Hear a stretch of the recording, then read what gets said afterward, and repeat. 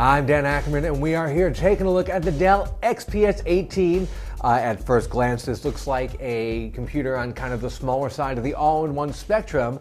It's got an 18-inch screen, but then you grab it here, you lift up, and look at that. This has actually got a battery in it, which means it's a really large tablet or a smaller to mid-size all-in-one, depending on how you look at it. We've actually seen a couple of these systems before. Sony has the Vaio Tap 20 with a 20-inch screen.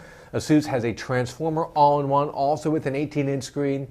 Of that first kind of grouping of these, this is definitely the best to date because the Sony tablet, even though it's only a little bit bigger, weighs like 12 pounds. This thing is under 5 pounds, whereas the Asus version, when you remove it from its dock, it switches over into Android mode. It's very confusing. Don't even get me started about that. Now, for $1,300, that's kind of a lot to pay for an 18-inch all-in-one, especially one with laptop parts and integrated graphics.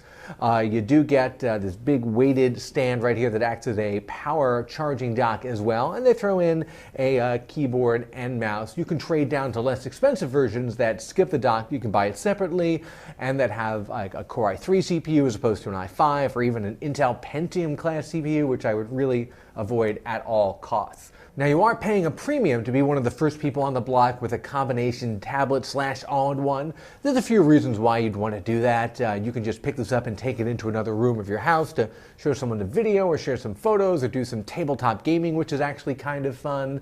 I really wouldn't take this out to the coffee shop or anything. It's too big, and the battery lasts about 4 hours. Not really enough for carry-it-with-you style computing.